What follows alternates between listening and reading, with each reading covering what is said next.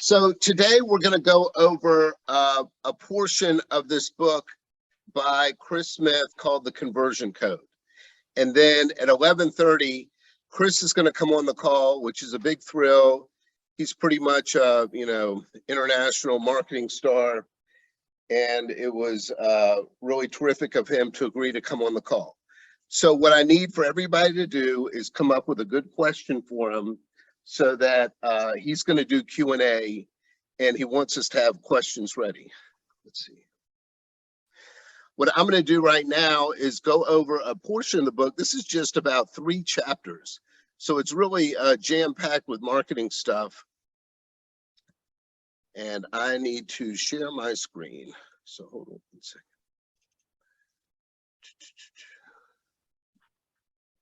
Let's do a share screen.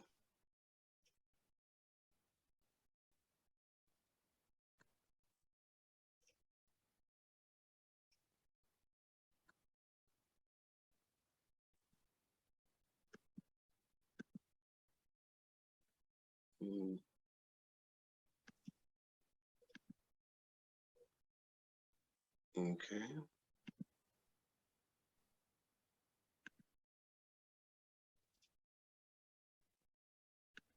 Hold on 1 second.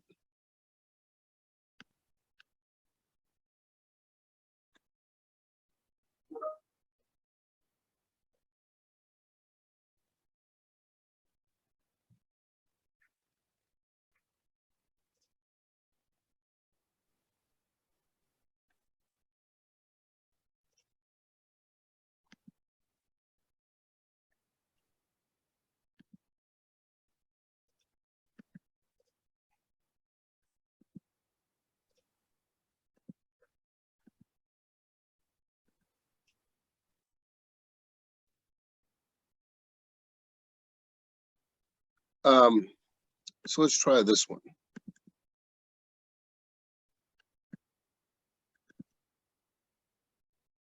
Okay. Okay, does everybody see that? Improving your lead conversion? Nope. It says a gift from Zoom.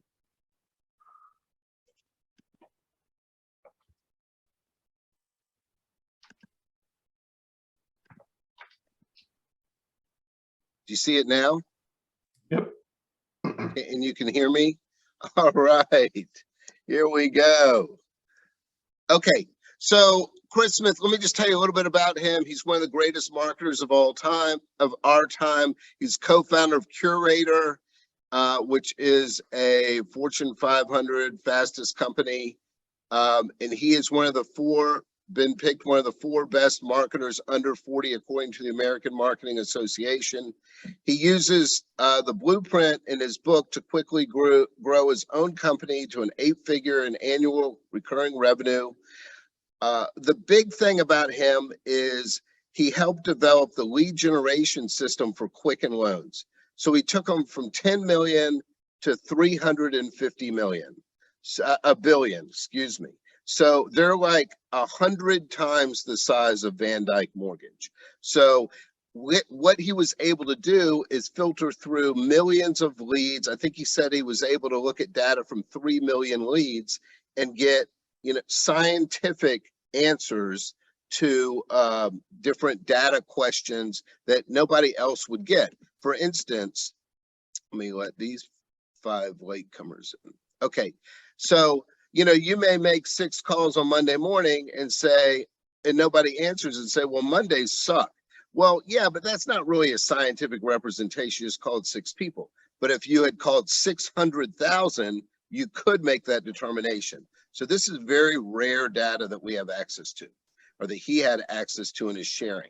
So what do I mean by lead conversion? It's turning any lead, whether it's an incoming call, an outgoing call, an email or a text, a referral, into a loan application. So if they make a loan application, then in our business, we consider that a conversion. It combines the disciplines of lead generation, marketing, and sales. So lead conversion is the slot right in the middle. So how do you achieve the highest possible conversion rate? Speed, tenacity, and your messaging is super important. We're going to talk about that. Okay, so lead conversion rates are 8 times higher when you call within the first 5 minutes, but less than 1% of us ever do that. Calling within 5 minutes is 21 more times more effective than calling after 30 minutes. So you're thinking, well, I'll just finish my lunch or whatnot. What does a few minutes mean? I mean, you know, what's the big deal? Well, it is a big deal. It's a huge deal. There is a 391% increase in lead conversion rate by calling in minute 1. 60% increase by calling in minute 2, and 98% increase by calling in minute 3. So you're 60 times more likely to contact a lead after an hour than after a day. So that just tells you how important the speed is. Unfortunately, 57% of new lead follow-up attempts happen after a full week has gone by. So that's pretty crazy. This is a chart real quickly. The white line tells you when the calls are made. The dashed line tells you the impact and the conversion rate. And you can see that in the beginning, just a very few calls are made that quickly, but the conversion rate is huge, where after a few days go by, you see the conversion rate is much lower.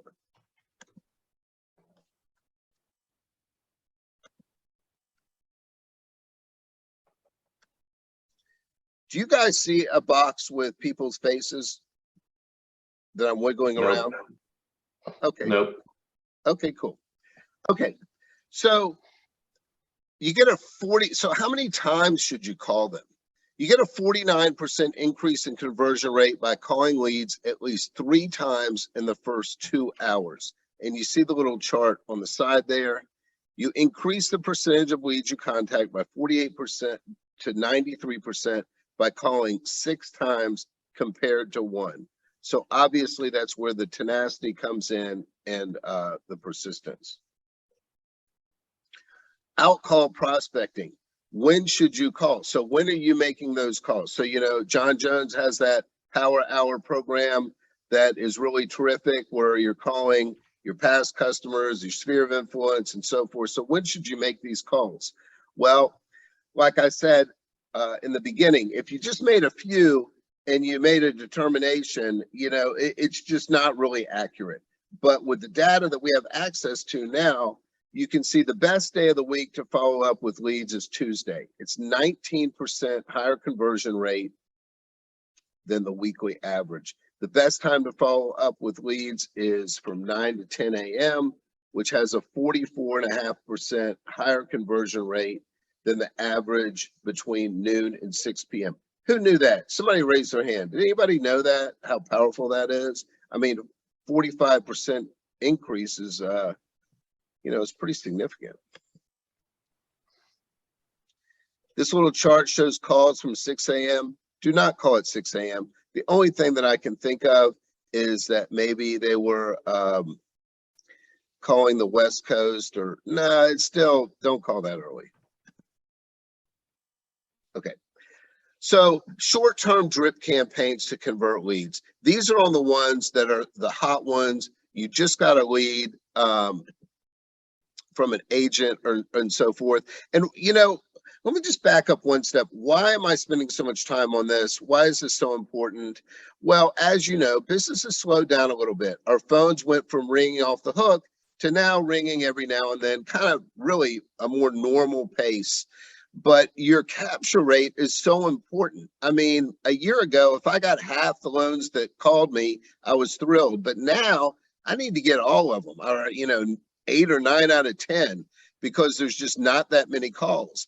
And let's face it, if you improve your batting average, so to speak, you don't need as many at-bats. So, you know, it's a lot of time and effort to get these leads generated. So why not do everything we can to convert them? Drip campaigns, these are for leads that are hot that you're working on right now. They should be seen as conversation starters. Do not send a drip campaign that tries to make a sale or push them to make a commitment right in that email. The first message is key. It should pertain to their specific situation. So one of the problems that we have with some of our outdated drip campaigns that we have through Top of Mind is that, you know, they're not specific to the person. There's maybe 2 or 3 categories. You may need to take the time and segment those into several different categories so that your customer and your prospect is getting a specific message that's tailored to them. The emails should ask a simple question that encourages engagement. Email open rates will drop off, usually become insignificant after 6 months. So as you send these, you're going to get a lower and lower open rate. That's just normal. Use those merged codes with the fields. And if you don't know this, then somebody in marketing can teach this to you, where you can put their name. There's a code where you put their name in brackets or the address. If it's somebody that's selling a house or whatnot, you can refer to those things and it makes it more custom. You've seen emails that you knew that were mass emails, but they still had your name at the top. So that's how they do that. People are still coming in. All right. So oftentimes simple 1-sentence emails can be the most powerful. I have sent emails on Friday to my prospects that simply say, hey, if you fill out a loan application this weekend, I'll jump on it first thing Monday. And I get a lot of people that respond to that. There's some other ones that we're going to talk about later. Okay, so putting it all together. So think of the phone, email, and text as a team. We're going to kind of hit them from all 3 sides. When you call, you should also call again immediately. This, if they don't answer, this is called the double call, and text them if they don't pick up the phone.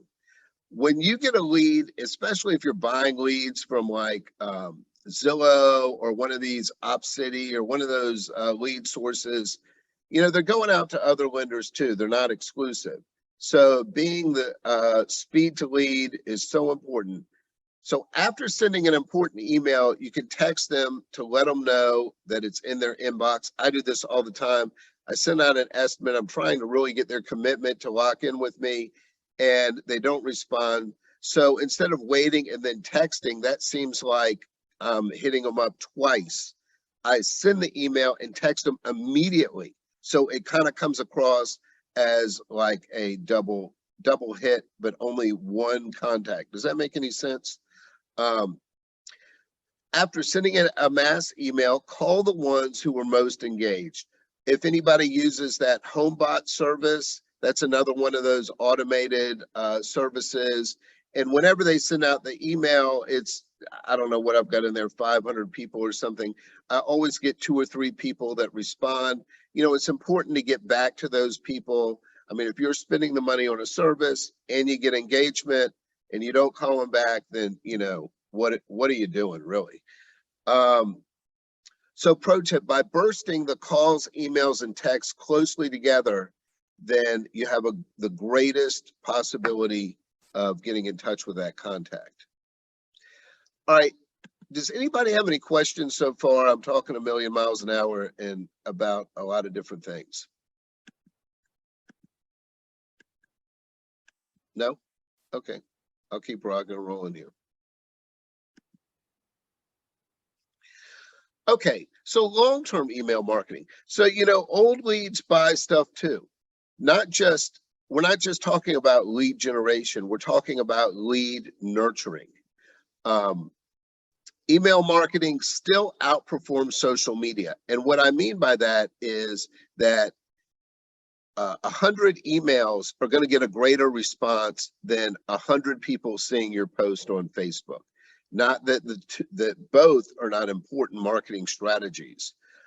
The average open rate for an email today is around 20%, with a click-through rate of around 2%. Actually, mortgage and real estate is probably a little bit lower than the average, just because I think because there's so many that people get hit with. Sending the best open time is between 2 and 5 p.m. Sending once per week gets the highest open rate, but the frequency should be dictated by how often you have something worthy to say. There's no reason why you can't send more if you're have more and more, something has come to light that you want to share with your group. And obviously, the more that you send, the more open rate in total, but the less per sent item. The sender is the biggest factor on the open rates. So when you study it, there's the sender is important and triggers in the person's mind. They're more likely to get something if it says that it's from their child's school. They're going to open it right away. And then if they get something that says that Bed Bath & Beyond is having a sale and they see the sender is Bed Bath & Beyond, they're probably less likely to open it. So the sender is the biggest factor, but there's also other factors. The subject line, the number of images you use, the number of links, they're all determining factors on that open rate. Segmenting your list into type or source can greatly improve your response. All the leads, I'm involved with Revolve Real Estate. I can have a drip campaign and it's tailored to them so that I have words in there where it always mentions Revolve, and it's more tailored. They're going to open that more frequently. You could have a list that's segmented towards not only realtor referrals, but referrals off your website, or whatever the source may be, is a great way to differentiate those segments. Or the type, whether it's for purchase or refi or whatnot, is another way to segment it. It's more work, but the more you can tailor it, the closer you can get to that customer specifically, the greater success you're going to have. I mean, that's basically advertising and marketing 101. Okay, so here's some email tactics, because I know people are going to say, well, what do I send? Hold on. Okay, the 9-word email. Already told you one of them where I say, if you fill out a loan application over the weekend, I'll jump on it first thing Monday. Another one is, did you ever get your home purchase worked out? So you put in the subject, quick question. Did you ever get your home purchase worked out? It sounds like you're asking me if I have an ability to do something. I feel compelled to answer that and tell you whether I got it worked out or whether I didn't even want to get it worked out or whatever. So it's just a way to draw people to make, to respond to your email and make contact with you again. If you look through Chris's book, he's got some other suggestions. That's just one. Here's somebody else. Send in a double tap. Send in an email and then immediately text them to let them know. We already discussed that. That just kind of fortifies that contact. The apology email. So you kind of make up an apology and you say, I'm so sorry, I got slammed Friday and did not get a chance to let you know that you may qualify for that first-time homebuyer program. Or you give them something, you started out with an I'm sorry, and then when you say that, people kind of have an open mind to hear what you're apologizing about. The social media email. This is one where you can say, hey, I'm not sure if you're on Instagram, but here are the 3 most popular posts that we've had. That sparks people's interest. You put the links on there, and once they go on Instagram, then they see all the terrific stuff about you. The faux quiz. This is where you give a quiz and all the answers. There's 3 different choices, but they're all going to the same link that you want them to go to. So, if you were trying to support an agent, you could say, guess the price of this house in Dunwoody. Is it $320, $420, or $520? And then when they click it, it goes into either a funnel or information about the house or whatever. The PS hack.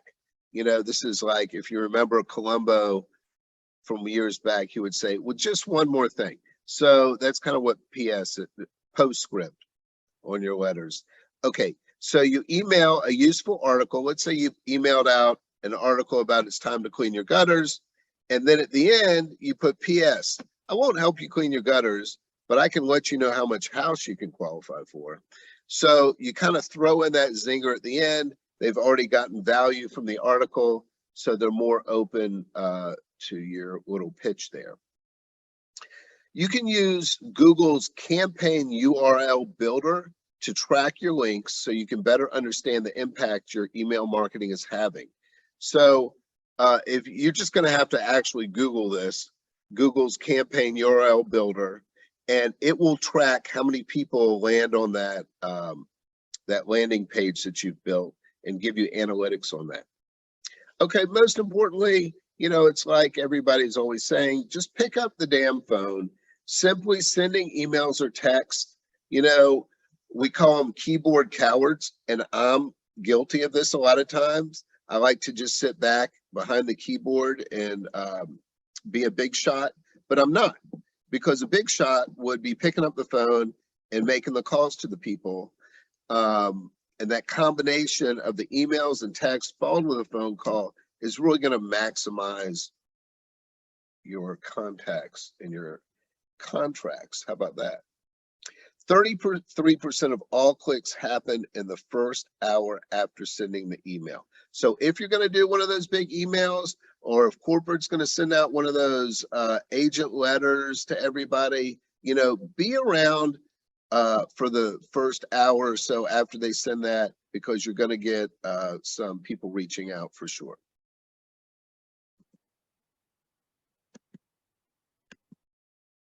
So that's all of the prep that I have. You know, like I said, this is a screen sharing has stopped. Okay.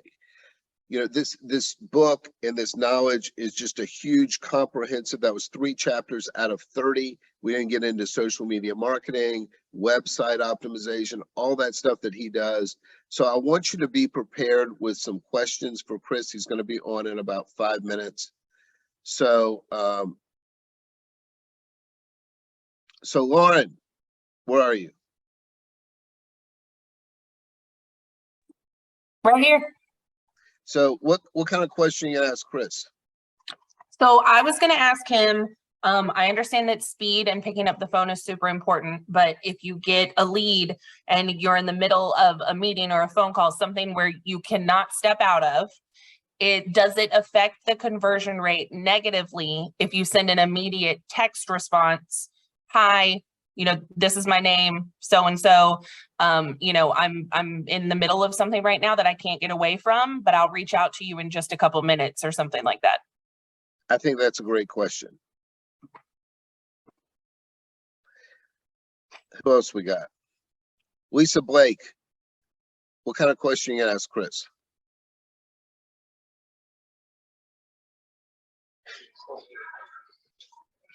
I am not sure yet. I'm grocery shopping. I'm off this morning, but I wanted to catch this. Okay. Interesting that I actually had a realtor call me just a few minutes ago and asked me if I wanted to partner doing some Google ads, and if I was able to follow up and contact those leads for him. I was like, yes, I will figure that out. So I was screenshotting what we're doing, and well, that's an awesome success story. yeah. It's off of our weekly email campaigns. Yeah. And he's like, I keep seeing your emails and I know you can help my investors and no one else is willing to help the investors right now. I was like, yes, yes. That's awesome. Hey, Frederick Middlebrook.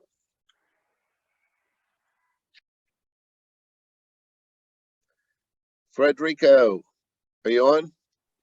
He stepped away for a minute, Stephen. He stepped away. Okay. Hey, Okay. Stephen. I don't know if you can hear me okay or not. So this is Erin Church. I have to drop in just a second for another meeting. Okay. But I'm kind of wondering if all of this is, if all the things that we're saying are more or less true for generic leads, like clicking on Zillow, I need a lender, or I need a real estate agent, versus leads that are coming that you have direct marketed to, so coming from an email campaign that you've sent to them. And I'm also wondering if there are any tips or any differentiating tactics that need to happen between like a small, medium, and large market. So like Atlanta versus the burbs versus like the hills. Okay, I like it. I like it. I'm writing it down right now. Stephen, can I jump in? Absolutely. All right, so I think maybe if we give the team a little bit of color to what is like Chris's wheelhouse, because I know it's more than just lead conversion. Like as an example, I don't know if he'll be willing to share the story, but I heard him share a story one time where he went to go work for a company, and on his first day, they fired everybody. And basically it was like, hey, you got to put up sales numbers or you're the next team to go. And he's got a great story about what he did next to make sure that he got into the relationship business. Okay, I'm going to ask him about that.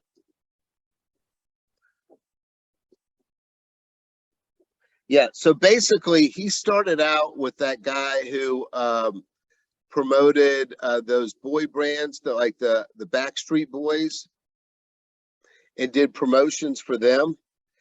His name was Perlman. Anyway, he ended up going to jail. But Chris then went to work for went to work for a company that sold like timeshares and boosted sales incredibly. And then he got a job with Quicken Loans, and that's where he's kind of honed all the mortgage end of it. Okay, I hope he shows up. It's exactly 11:30. Oh, here he is. Yay.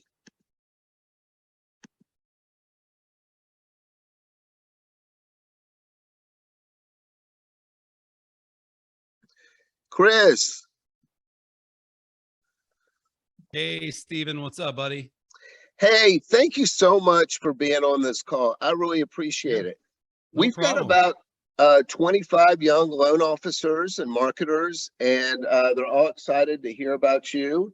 And I've sent them all to buy a book. Beautiful. I make it mandatory for my peeps.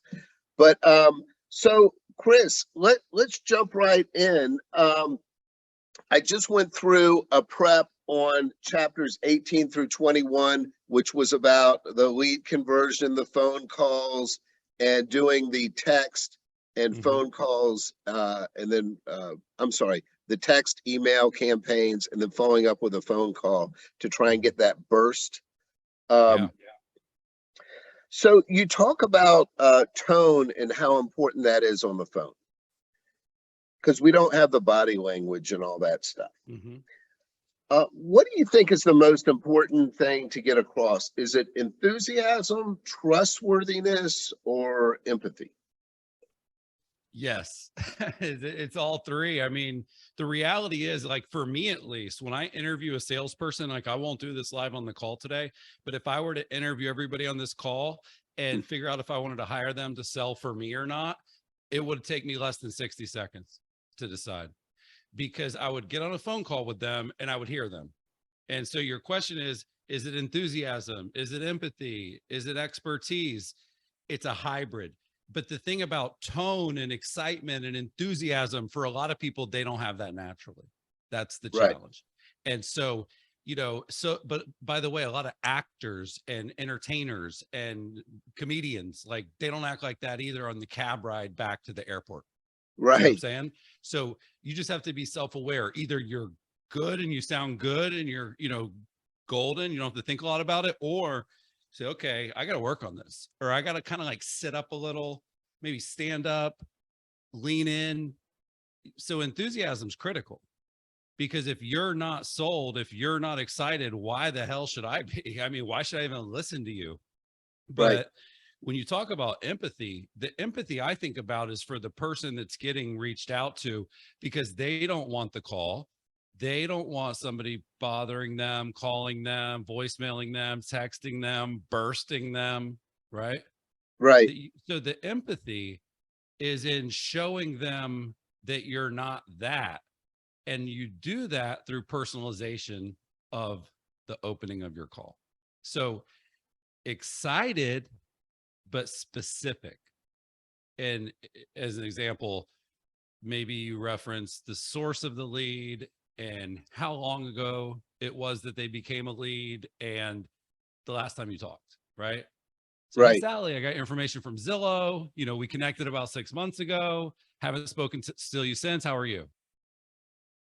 Like, that is so different than, hey, how's it going? This is Sally. Just wanted to see if you're still looking for a home. Right. So- it's enthusiastic specificity. Right. So a few of the participants here have a question. Lauren, go ahead and give us your question for Chris. Hey, Chris, nice to meet you. Hi. Okay, so my question was, I understand that speed in the phone call is really important. What if you are in the middle of a meeting or something that you cannot step away from? Does it affect the conversion negatively if you respond with a text message immediately, kind of like, hey, this is who I am, got your contact, I'll be back in touch with you super quick, something concise like that? Yeah, it's 1,000% better than not doing that. Well, it's so funny though, because we end up in these situations, Lauren, and it's like, okay, I'm in front of a lead that I did all the work to get in front of, and then a lead that came in that I don't even know if it's going to be good or not. You're sort of saying, should I stop doing what's in front of me to handle that? Right. And the reality is most cases, no. Mhm. I mean, if you're in a living room and you're a realtor and you're at a listing appointment, you should be ignoring the Zillow leads during that hour, right? It's appropriate to do. But the text message can bridge that gap beautifully, because, and what I recommend is some sort of automation or some sort of personalization, merge codes. So I would say, hey, John, I'm busy, but I can call you back shortly. Is that okay? Like something that simple, where you may end up in a position where if you can get enough people to reply to the automated text, you almost would rather, you almost start leaning on that because it works so good. So Right. I would just do, it would be, some people, they're super busy, and we used to have a message that killed it that said, can I call you back shortly? And they'll be like, Chris, I can't always call people back shortly. Or like, can you talk now? And they're like, Chris, I can't always talk now. Because because it would work. That's why they were like, they keep saying, yes, they can talk now, but like, I can't talk now. Right. So the copy matters there. Would you mind if I called you back in a bit later today, in a few hours? You can set that expectation. Can I call you back as soon as possible? Typically that's within at least 24 hours, worst case. And what happens? They respond, sure. And in my mind now, Lauren, I'm going, check. Like I handled that. I got a to-do list just like you do, just like everybody on this call does. We have a to-do list. We're trying to check boxes on our to-do list. When I get that back and forth with you and now we're scheduled, or I know you're calling me, I'm good. I can go tell my wife, check, check the box. Yep. So Chris, I heard this story that you once got a sales job and were fired the first day. Well, hold on a second. That is a lie, Stephen. You are misspeaking. Well, you know how rumors go. I witnessed half of the company that I got hired to work for get fired on the first day. So the first week I come in, and it was kind of a sleazy boiler room, kind of a shady, kind of a sales job. But the guy that was the coach was amazing. He was like better than Jordan Belfort. He was like better than Grant Cardone. They would have learned from him, in all seriousness, like an OG. Well, at the end of the first week, he comes in and he's like, hey, I got a list of names. Half of you guys are going to hear your name. And if you do, it means you still have a job. If you don't hear your name, you have 5 minutes to leave the building. Oh my God. And it was very heartless. And people started crying, and people like some of the little individual things that happened that were so crazy was like, I remember this one person, they got their cousin the job. Like a cousin got their cousin the job, and then the cousin that got the cousin the job got fired. And the cousin didn't get fired. They got him the job. And, it was an ugly scene, crying, tears. And the guy just came back in and said, I don't fire people. People fire themselves. Right. They didn't hit their numbers. Get back on the phone. It was that sort of heartless. So I just realized that very, very early, like, okay, I don't want that to happen to me. So I'm just like, coach, what do I do? What do I say? Maybe that was the best thing that ever happened to me, Stephen, that happened, because it scared the shit out of me. And I was putting a TikTok up about this the other day because I had included it in a speech. And one of the comments the guy said, I thought it was really smart. He said, yeah, and by the way, the half that didn't get fired, they started looking for jobs too. because now you're scared. Now you know, okay, this may not be a Right, yeah. forever thing, you know. Fear and- is a very big motivator, not always in the right direction though. But True. so Frederick, I know you're brand new to the business. What caught your eye? What kind of question do you have for Chris today? So I was mainly wanting to know about like the quality of the leads. So when you're doing your follow-ups and stuff like that, is there a process that you have in place for determining like the quality of the leads that would in turn affect how frequently you're contacting them or what your direction you're taking your messaging with? Or is it kind of like everybody gets the same amount of attention or the same amount of whatever you're reaching out and following up? Yeah, I think in the old school it was just circle prospecting in the sense that it's like a Rolodex, just the next number, next number, next number, next number, next number. But the beauty of digital marketing and data and CRMs and all this cool stuff is like, honestly, my acronym for this, Frederick, is BBF, you know, versus TBF. So TBF would be, the lead came in, it's been a week, so my thing says to call, and then it's been 6 months, so my thing says to call, and then it's been 2 years. That's time-based follow-up. Behavior-based follow-up is when somebody has behaved and done a very specific thing very, very recently. So as an example, if a lead opens an email and clicks the link, then follow up. That's behavior-based follow-up. If a lead that hasn't been on our website returns after a 6-month absence, follow up. So people can get really complex with the sort of formulas that lead to like the reason you should follow up. But the short answer is yes, you should be following up with the people that are the most engaged. A lot of these databases have lead scoring. Okay. How do they get a point for a lead to get a higher score? Well, accurate information, right? Phone number, email, everything's actually accurate. Engaged, opening things, clicking things, like responding to things, like they actually replied to a text. So those behaviors that I'm mentioning, they actually kind of turn it into like a grade, you know? So it's like, this is a 93 column, you know? So yes, you need some version of that for your own database. The simplest way to do it is say, okay, mass email, right? Mass email, subject line that's really strategic. And then the right hook, you know, the sort of pitch, the follow-up is just simply the list of people who open the mass email with that strategic subject line. So as an example, you know, is your interest rate too high? You know, interest rates are up. Could your payment still go down? That type of copy that you're sort of thinking of as like a qualifier, those are the kind of messages I'm talking that somebody opened when I then reach out. Does that make sense? It's not just like, hey, fall colors for your home. You know what I mean? It's no, homes for sale that are going to be gone in less than a week. And if you don't reach out today, you'll miss out. Click here. And then they click that. And I'm like, okay, I'm calling them. Right. So yeah, I think you really want to be really, really strategic and just think of your database as slicing it, dicing it. What are the filters? The exercise that I teach people pay me a lot of money to teach them like how to do this just for their business only. And the exercise that I put them through is very simple. Sales team, let's agree on leads that would be really impossible for you not to want to call. So give me a list. Say, okay, if they do A, B, C, or D, if they open this, if they visit here, if they came from here, if they're this old, but then they're, you know, doing this new thing lately, you know, and basically then marketing just goes back and says, cool, now we have the filters that you told us, you know, you would call the people that met those criteria, right? So step one, figure out what you want those lists to consist of. Step two, have marketing or, you know, yourself create those lists and keep your word and follow up with them aggressively.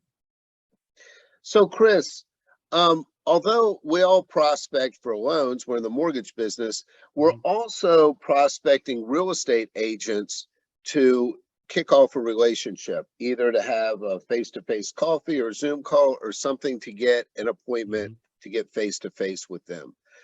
Do you think that these strategies apply to that situation as well, or do we need to soften it up? Well, is there anybody on the call that has a good relationship with a realtor that sends them a lot of business? Is any, yeah, Well, top left here. Let me go to Antonio. So Antonio, why do they send you those people? Is it your relative? You know what I mean? No. Sometimes it's something like that. Why? So I've been a banker for a couple of years now. I'm also a realtor myself. So Okay. I have coworkers who are also realtors, and I just do right by my clients. You do right by your clients, they're going to do right by you. So, and then you start generating referral business to keep you afloat.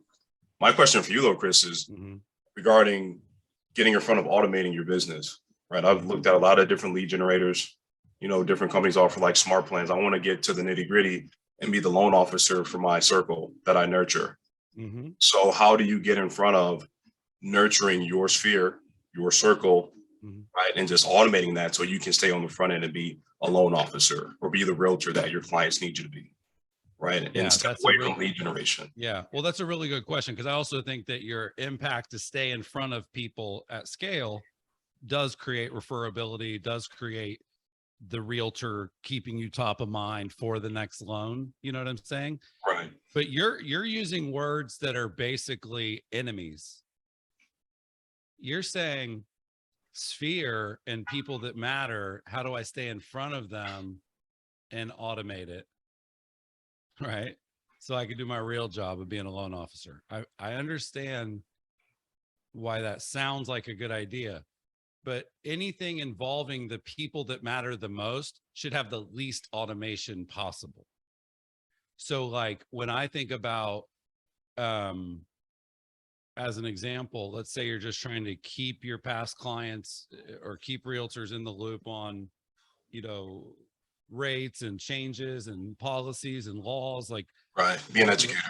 Yeah, like, you know, if that's the reason you're following up with them and that's the reason they're sending you business, like, you know, what I'm trying to get at is, what are the reasons that the people that send you those referrals send them? And typically that messaging, what I would do is almost ask them, hey, you send me a lot of business. What are some of the reasons why? And then that really, in theory, can help you write your ad, by the way. I just kind of thought of that as you were going through double that. down on it. But my advice would be like, I'm okay with you batching things, Antonio. I'm not necessarily okay with you automating things. So you can automate the data about the market because that's automatable. That's a report that can create itself. Right. You can't automate your opinion about it. You can't automate your, like, how that information impacts the people you work with, like your 2 cents on top of that automation is a good play. So like we have clients that we work with at scale, thousands of clients. We say, hey, here's the trend in the industry. Here's the data. Here's the stat. Here's the nugget. And here's your script for Reels. Here's your script for your TikTok. Here's how you're going to turn that into, you know, a talking point that you do share versus just the pure, you know, newsletter that writes itself. So what I would recommend is thinking more about, how do I batch my time? Because if you tell me that it's not worth your time to spend a day or 2 a month on creating content and marketing that keeps you in front of those people, then why would you do it anyway if it's not even worth 1 day a month? So when you think about Reels and TikToks and tweets and IG posts and emails, the amount of content you could create if you batch it, you say, for 29 days, I'm going to log ideas of stuff to create. And then in 1 day, I'm going to create it all. Get the videographer for 1 day. You get the microphone for 1 day, set up the lights for 1 day, go through the list, change shirts a few times. I don't care. You know what I mean? Pretend it's more than 1 day, but you need to figure out, how can I be in the news feed every single day with good stuff and still be a loan officer? And the answer is not automation. The answer is organization. It's time management. It's batching. And then it's also the ideology that that is your job, dude. You know what I'm saying? It ain't like being a LO. The whole job is like pounding the phones. That's a huge part of it. But part of your job in any sales job is to do some marketing and to create some of your own opportunities, you know, stir Absolutely. up the list a little bit. So I hope that helps. No, that definitely does Okay. help. I think to Jose, further that, yes, Okay. go ahead. So let me try and squeeze some other people in. So Josiah has a Yeah, question. Josiah's got his hand up patiently. Thank you, Josiah. I've been like holding it in real life too. You're like Hey, Kylie guys. Jenner. You're doing the in the car content. I don't know if you guys saw that. It's a big story. No, I didn't. Hey, Yeah. Steven and Chris, thank you guys for doing this. It's been really, really good information. I might have to pay for my question though. Might be more of a consultation. So, it's more of a if you were me question, right? So I have a Spanish speaking, a really solid Spanish speaking team that does not. We don't handle a lot of Spanish speaking business, right? We do a lot of just standard like everybody, but we live in a border town and we're in a state where there's a lot of Spanish speakers. So what would you be doing to bring in more Spanish speaking leads? How would you, what sources would you be looking for or tools to target a specific market? Yeah. Well, I have to one pay thing for that- this, right? He's Yeah, like, no, well, the question you're asking is about a niche, and that's an important question. Everybody on this call should figure out what is a niche or two that I can focus on and really be the best at. Maybe you're the best at like loans for athletes, loans for entrepreneurs. You know, you're saying loans for Spanish speaking people. But anyway, like that niche, what it does is it makes all of your marketing more effective, all of your advertising more effective, because it shows you that you know me. It's like, it shows me that you know me. You know what I'm saying? And so when you go on things like Facebook or Twitter or TikTok or YouTube, or, you know, the places are there. Number one, where are people hanging out that, you know, fit that demographic? Number two, get ads that are relevant to them in front of them. And as you know, the ads that are going to be relevant to that audience are not the same ads that are relevant to a different audience. So like when you filter, when you go to create an audience, and by the way, follow all the laws. I always have to say this, like whatever your laws are around who you can target with advertising, like obey the law. But when you filter down the people that you're targeting and you nail the message. So here's an example. Forget social media. What about mail? If I mail to a neighborhood that speaks Spanish and I reference the neighborhood and the ads in Spanish, that direct mail piece is going to be effective. So I would just say, like, you have to build a full Spanish speaking funnel if you're going to do it right. You have to have the ad, the creative, the copy, the landing page, and the drip campaign, and the salespeople and the text messages, like all the way down to the bottom in Spanish. But I would just ask you, why haven't you done it yet? Like, what's holding you back now? That seems like a no-brainer to add to your business before now. right. The question, not rhetorically, because we've been forming the team, building the team, and then before you knew it, I was like, dang, like I have a very solid Spanish-speaking team. And just a lot of change, right? So organization, getting organized and all that. And now that I'm seeing, I'm like, there's a niche that we're not capturing. I've been thinking, like you said, what is something we can be doing? We have really solid referral and builder business. We do 75% builder business. So I'm just thinking, now that it's slower, what can I be doing that maybe somebody else isn't really hitting in a heavy way? And I know that particular market always converts probably a lot better when somebody that's also Spanish speaking is speaking to them. Of course, I think so, 100%. So let me leave you with this idea, because I think this could be really impactful. What most people would do in this scenario is they would go to the market with a message kind of like, we speak Spanish. Right? Yeah. We can help you. We are the golf court expert. We're the jumbo loan expert, right? And the difference is what you really want to do, to kind of go back to Stephen's word earlier about empathy. You speak Spanish. And because you speak Spanish, these are the things that are probably important to people like you. Because I speak Spanish too. You see what I'm saying? How different that is than we speak Spanish. Like, you know, you need a big loan. I'm sure that's stressful. You're probably worried your rate will be too high. You're probably worried about the privacy of your personal documents. We work with people like that. You know, so it's sort of like, it's not about the fact that we speak Spanish. It's about the fact that you speak Spanish. And then there's so much more to it than like, that kind of like checks a box. You know, it's like, we speak Spanish, we have men or women, you know, like we have minorities, we have gay people, straight people, you know what I'm saying? Like, it doesn't feel like, it just feels like a census question. Do you speak Spanish? Yes or no? You know what I'm saying? What I would do is kind of go really deep right there and just say, what is the difference in the cultures? And so what it should be the difference in the language, the difference in the scripts, the difference in the case studies, the difference in the reviews. And it's like your reviews and testimonials should be in Spanish. You should have video reviews in Spanish. Like, I'm just saying, go all in, but make, even when you do the testimonial, like, you know, we feel like the video of a testimonial would be like, we feel so much more comfortable speaking in Spanish than we do in English. And, you know, so when we met Josiah and he sat down with us, you know, from the first conversation, it was a home run. Like, anyway, it has to permeate and you have to really do it right is probably the main thing, is not like a bolt on, like, hey, guess what? We can help you if you speak Spanish. You got to go way bigger to make it really work good. Thank Really you. solid, Chris. Thank you. Thank No you, problem. Josiah. So Adam in Colorado. Adam. Where is Adam? Hear me?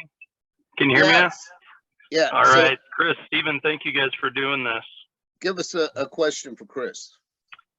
Chris, when you were analyzing all the data for Rocket Mortgage, after you'd gone through that material, what were some of the key changes that you implemented for them to escalate and like multiply their business up, steps that they could take to do that?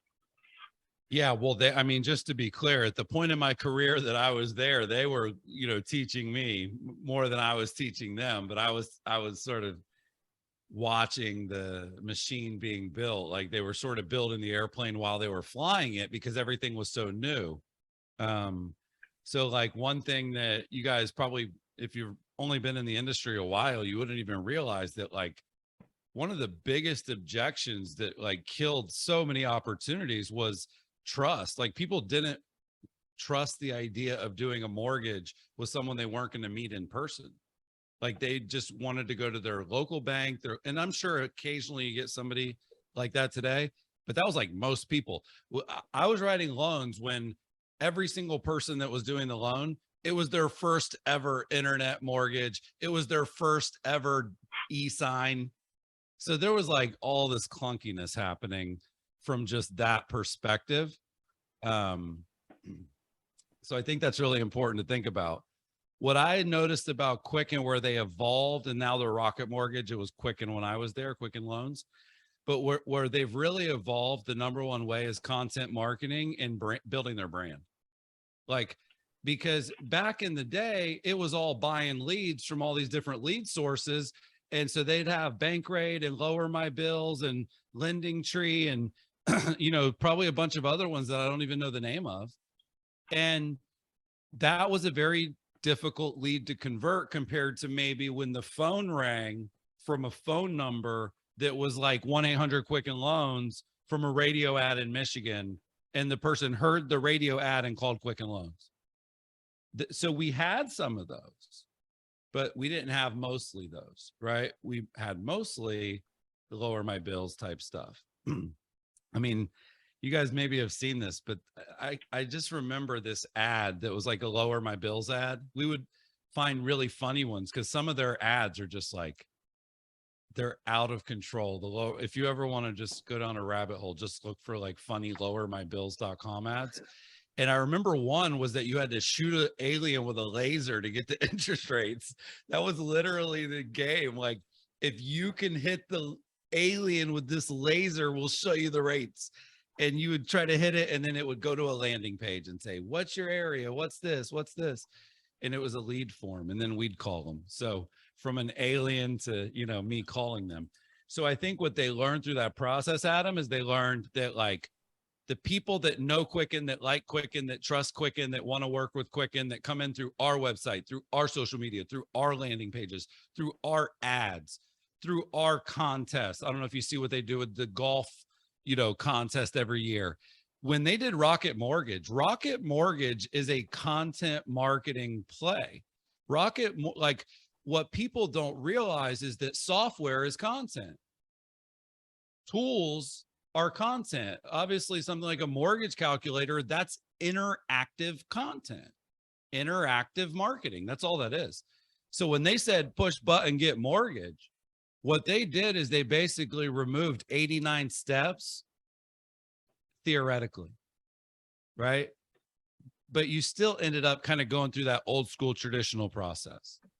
But like, most companies didn't even have an app. Most companies weren't doing any lead generation. Most companies, it took 5 to 7 years to convince to even try social media. So anyway, the evolution and the changes that I've seen them make that have taken them to crazy heights would be content marketing, building their brand, the Super Bowl commercial type stuff, the PGA Tour stuff, and that is how you should evolve. As you evolve, you want to build your brand, because if I go to the, domain right in Google and just type rocketmortgage.com, I'm bypassing all of you guys, right? I'm just going straight to them. If I download the mobile app and that's the only one that gives me push alerts about interest rates, I don't need another one. Like, I don't have 2 weather apps. So I don't so need 2 Chris- mortgage apps. So anyway, tools are content. Software is content, plus build your brand. That's where they've been way ahead. So Thank you. Chris, I know this is a big question. Maybe give us a couple bullets. So at our company, we're fairly independent. As a company, we don't really do a lot of brand marketing. It's left up to the loan officers and their branches and so forth. So what do you suggest as far as brand building on a micro level? Yeah. And just to ask one follow-up there, are you mostly trying to generate business locally to where you live? Is that the model? Yes. Okay. Well, what I recommend, if you're in that scenario where, and this is very, very, very common, most companies don't provide leads. Like in real estate, there's still not a company that's figured out, like, how do we give all the realtors leads? They have to kind of go out and go to Zillow directly and buy them, or hire companies like mine to help them with it. So it's very common to have to generate your own leads. When you're micro and you're hyper local and you're kind of newer and trying to stir up business, or even let's just say newer to doing that, right? Right. You've got to use the places that organically get the most engagement when you don't have a budget. So when you have more time than money, you want to spend your time creating content and building your personal brand on the social networks and platforms that get the most reach for free, right? Right. And in theory, that will be something like your Facebook profile. Like, you probably right now can post something on Facebook and ask a question or get a bunch of comments and stir up some engagement. Right now, things like Instagram, Reels, TikTok, those things are over indexing for organic engagement, versus some places you can post and get nothing, not even a peep. So I would identify, number one, am I doing paid or am I doing, elbow grease? And if I'm doing elbow grease, I want to get the most out of it. So I would find the places with the most organic reach for free. If I'm doing paid, then it's about, driving traffic and leads and, filling the funnel. And I would say that it's hard to kind of give a bunch of different people at different levels, different advice on what to do. But I can tell all of you that if you want to get clicks, like traditional, click a link, go to a form, become a lead, like, because there's personal brand and video marketing, is all this other stuff, a little bit more of a longer tail. If you just want the sort of link to get clicked and the landing page to get viewed, and then that either to get filled out or not, that would be Facebook ads. Like there's nothing that you can do that would be less expensive and get you more of those. Now, you can do exactly the same thing through Google Ads, and you will get a much better lead when that happens, but you will pay significantly more, and it will be much more competitive. Because if you're saying, how do I stay in front of my local market, my local town? Mhm. Well, I can just do an ad, 32828, kind of show the ad to the whole city, let people figure out who's interested in it. If I go into Google and say, interest rates in Orlando, Florida right now, and then that's a Google AdWord display, it's going to be really pricey in comparison to doing social advertising. So, even when you have a budget, you have to make some of those decisions, Facebook or Google, but I wouldn't go beyond kind of the big obvious stuff. Facebook, Instagram, email marketing, YouTube. People love to ask what they should do, where they should do it, how often they should do it. Just get good at doing it somewhere. That's usually my advice, Stephen, is figure out one thing that you're good at in one place. And then how do you do something kind of like that everywhere else too? Scale it. Yeah. So, I want to be respectful of your time.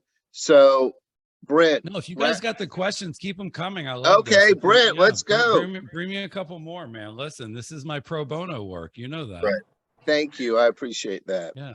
This is like my scholarship fund. I just commentary of, the stuff that people look at. I find myself looking at reels all the time. I mean, they're hilarious. It's usually younger people, good looking people doing funny stuff. That's you, young and good looking. Yeah, right. Okay. I used to be, but I'll try to get back there. Anyways, but like my daughter, as an example, she's 20 years old. She's entrepreneurial, and she posts TikToks and she posts videos, and it's, from everything from the idea of, maybe lip gloss or anything else, or just a funny little dance, but she's posting it. She gets followers from it. Okay. So my question, or, my commentary would be, can you do something like, you could be the cooking mortgage loan officer and give little tips. You could do anything. You could be working out. You could say, okay, I really found this helped my squats. I mean, anything like that, where you establish something that isn't asking for mortgages, but it's establishing a brand by doing something people remember. Yes. So it's a great question. It's a debate. I think if we're all honest, we're all sort of having that in our head, because, the stuff that gets the most views and the most clicks and the most engagement, is definitely going to be hot chicks and not like sales and marketing advice. Like it's not even close. I can't compete. But what I will say is you have a limiting belief. I'm not a motivational speaker per se, but you're wrong about what people want to see in their reels, because there is already a mortgage, realtor, sales guy, guru for everything. Like every single niche and industry has multiple creators and influencers. Like it's just there. The scale has happened. What you're hitting on is exactly where your head should be, which is, slashing. Okay. This is a technique I call slashing. This is what helped me. And I learned it when I went to LA. I tried to go to LA and be an actor. It was terrible. I crashed and failed. I was on Buffy as an extra. That's my claim to fame. But I tried to go out to LA, and my buddy, I forget if it was Eric or who it was, but he said, do you know, who'd you meet last night? How'd it go? I was like, oh, I met this girl. She's an actress. And I was like, he's like, oh yeah, of course she is. Like, she's a slasher. What else does she do? And I'm like, what do you mean she's a slasher? He said, well, she's an actress slash waitress slash, you know, like we're all actors, but we're all slash servers slash bartender. Like, and so I, you know, I always thought about that because it was true. You know, I was definitely a slash few things at that point in my life. Well, when you think about creating content, you can use this slasher idea because you're saying I'm a mortgage guy slash cook, you know, giving slash 30-second recipes, you know, while I tell you the interest rates, right? So that like when I got into creating content, I was doing real estate slash tech.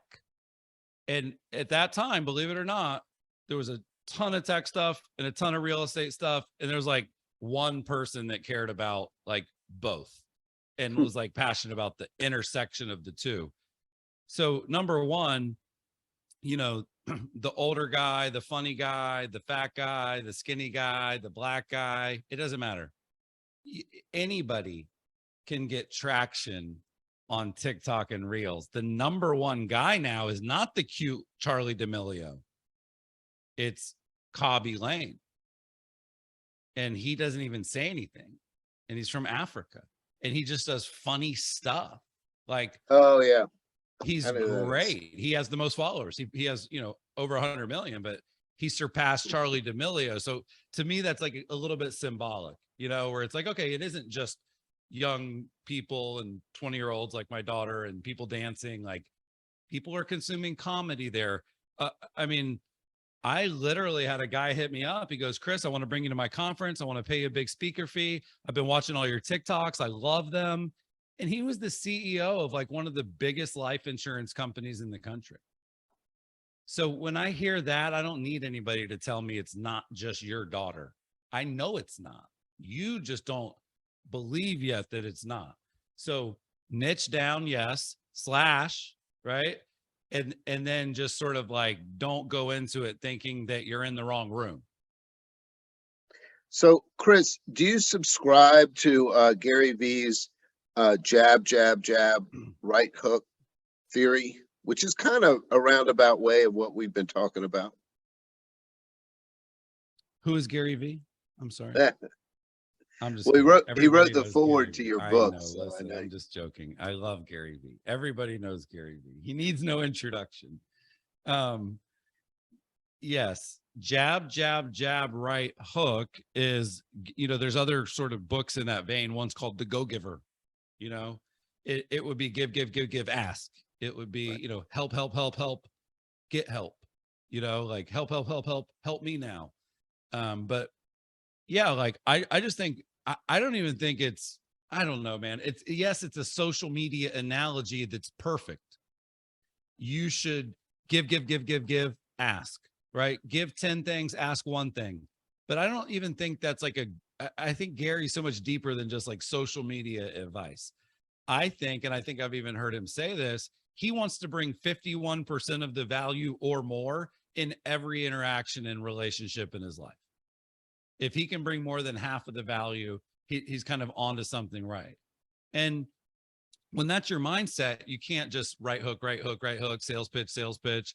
Hey, look at rates again. Hey, another happy customer. Hey, you know, that's where, you know, the idea of content marketing and stuff that's actually really interesting, funny, engaging, educational. So I completely prescribe to jab, jab, jab, right hook. I just think that it's a really good analogy to simplify the idea. The flaw for when people hear it and then think about it is I just don't think they put as much time into the jabs. Like, like to me, the jabs are the whole game. I'll be honest, you don't even need the right hooks. If you really are good at jabbing, I don't even know if Mayweather has a hook. I know he has a jab, you know, and he may not need one. I don't even know if, you know, Roy Jones Jr., he had a jab. He didn't need a hook. He probably had one. I'm not a boxing guy, but the point is, if you're so good at content, Mr. Beast is not even throwing right hooks. It's just Right. like, I opened a restaurant, 20,000 people show up. Like, I redid Squid Games, 100 million views, like more than the actual Squid Games. Like, so when you are truly all in on the jabs, the right hooks are easy. What people are doing is they're making the jabs hard, and they're putting, you know, way more thought into the right hooks and the sales pitch. Or they're using those prepackaged, you know, where they subscribe to a service that post, you know, these things about seasonal improvements to your house or the new colors this fall, and then you see the same one 172 times. Well, that was back to Antonio's thing earlier about sort of, can you automate staying in front of people? You can, but there's certainly a cost to that approach, which is what you just mentioned. We've got Patty Adamson on the line. She is a do-it-yourselfer, and she posts amongst her mortgage posts some videos about making cabinets and things. So Patty, how does that go? Oh, it goes very well. Yeah. It goes really well. Yeah. So They're very surprised when they see me build a workbench and or this or that. So. Well, here's the thing though, Patty, at least the workbench is related to the home, which is related to the mortgage. Yeah. To me, that line, if that line is there, then I think it's a really smart move. I mean, I've always just given marketing and sales advice to people on the internet. Like, that's my whole shtick. And that just happens to be my day job too. Like, so it's just like perfect. Like, I talk about marketing and sales, and you can hire me to talk about marketing and sales. It's like, boom. But a lot of people do have more of what Brent said, which is like, I'm a cook, but I want to get some loans out of it. Right. So that's where I think you have to like almost like be more strategic about how you mash it up. If your bench stuff is working and it's leading to people enjoying it, liking it, sending you business because of it, my advice, Patty, then becomes be a little bit braver and get it in front of the people that don't know you now. Take the stuff that you've basically tested with your inner circle. You have proven that people like it and it leads to business coming your way. Why wouldn't you want to advertise that? You know, right. So that's sort of how I think about the little jabs and the little, you know, personal brand and content marketing. And, you know, the when you have that little niche, it's just a place to test stuff. And then the stuff that sort of does good in the free test, I just always think maybe I should boost that, you know? So I would say try that, but that's great. I mean, good for you. You know, I think double down on what works is one of my biggest and best pieces of advice that people typically try to, you know, go to the next thing. It's like, if you're killing it in a Facebook group, right? The next thing probably doesn't need to even be Twitter. Like, okay, Facebook group, okay, Facebook profile, okay, Facebook page, okay, Facebook ads, okay, Facebook Messenger. Lots of stuff you could do on Facebook video ads, like doing better audiences on Facebook. You could do so much just there. Yeah. Go ahead. Yeah, right now I've just been doing Facebook and Instagram, just kind of getting it out there. And I've been doing that for a little while. Every time I do a project, I'll try to post it, you know, and I get a lot of engagement. A lot of people like it. So people, is this something you sell, the thing that you create? The bench? No, it's just things that I build and projects that I do around the house. Like I built barn doors, I built my kitchen island, and you know, and we built a pool, and people just follow me and just watch all the things that I do. I guess because I'm a girl and I wear a tool belt, and they just think it's interesting that I can do those kind of things. And I have a workshop, and so I try to, and that's where I'm comfortable at. So I can do that all day long. That's where I like, and people will come up to me and they're like, the best thing is you're so passionate about that. And they see that. So I'm just going to keep it up, and along with mortgage stuff as well, you know, but. Well, I also think, how do you overlap them even better? You know, because that's the thing, is it is overlapping and it is kind of working, but more so by coincidence and by just sort of luck. Yeah. Not to discredit well, what you're Chris, doing. Yeah. Chris, one thing that one challenge we have with building a community, especially on social media, is that people are highly interested in mortgages for a short amount of time. So it is a little bit of a challenge to keep that relationship going. I think it's important if we show kind of other sides of ourselves to maybe, you know, whether it's Well, wine that's or true. That's true on the tennis or consumer what. side, but on the realtor side, they're kind of always interested in mortgages. That's right? correct. So, That's I correct. think on that side, what I would do, just kind of finishing that thought on overlapping it better, Patty, like if I sent you like a client, you know, or if I sent you a handful of clients, let's call it, you know, would you be willing to create something in your workshop for my client? You know what I'm saying? So like, wow. I'm That's not the saying build the That's the- realtor, like I'm not saying to build a bench or whatever for the realtor. I don't do small stuff. I like the big Large, stuff. yeah. Yeah.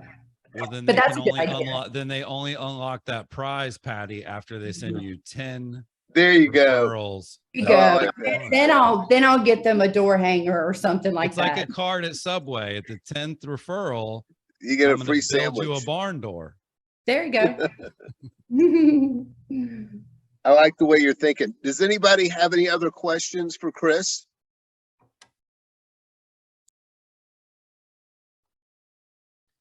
Hey, Well, listen, we're out of questions. I like it. I think this was a good session. I hope you guys got value from it. I Stephen, really anything did. you want to Thank you wrap so up with? much. Yeah. Mhm. Just that, well, Chris, tell everybody how I know you have a newsletter that you can sign up for. Tell us how we keep in touch. Yes. Yeah. So the best way to keep in touch is there's 3 ways, but Instagram is my favorite place. You know, it's Chris_SMTH, Chris_SMTH. Follow me on Instagram, send me a DM, you know, let me know you're on this call this morning with us. So I kind of have the context of where you came from. But I do have an email newsletter called the Chris List, and it's just really good. People love it. Like I usually am semi-humble, but people like the Chris List so much that I have to just like be honest. Like people love it. It comes out every Tuesday at 2 p.m. It's the best marketing and sales nuggets, insights, research, advice, tools, tips that I personally am reading, because I end up reading hundreds of things every single week, and I'm just super selective. So the stuff that like piques my interest, I put into a weekly email. It's called the Chris List, and you can go to, it's a little bit of a weird domain, but it's CONV .codes, kind of like conversion codes, but CONV.codes/email. And when you go there, you enter your info, that puts you on the Chris List, and you'll get the email every Tuesday, and then that'll show you how to join my text list. And you know, you can dive head in. I have a membership site called the Conversion Club for people that want to kind of go to the next level and do long form, in-depth, you know, classes and trainings. But you know, whether you follow me on social media for free or buy one book, or like, I don't care. I just appreciate any attention anybody gives me. So thank you guys Well, so we much. appreciate you, and we're just in awe of your accomplishments. And I love your book. It's like a Bible for marketing. So have All a right, I'm great putting that on day. a billboard. I'm going to put that on a billboard, Stephen. The Absolutely. Bible for marketing. I like that. Absolutely. All right. Well, right. have a Thanks, great day, everyone. Chris. Thank you Thank you so guys. much. Thanks for having me. Thank you. Thanks Thank so you. much. It was nice Love meeting you. Jordan in the background. Yes. Thank you. The GOAT, baby. That's what I'm trying to do. Exactly. The GOAT. Yes. See you Exactly. guys. See ya. Thanks, Stephen. That was great. Okay, everybody, I think it went really well. I hope that you know, my goal is that you walk away and you learn one thing, and I hope you picked up 1 or 2 things today. And I'm going to put, if you don't get emails from me, then email me and I'll put you on my list. I've got Joyce trying to capture everybody's name. So I will get something out in the next few days, a summary, and then we'll come up with something for 2 weeks. Talk to you later. Bye-bye. Thank you. This was great. Bye.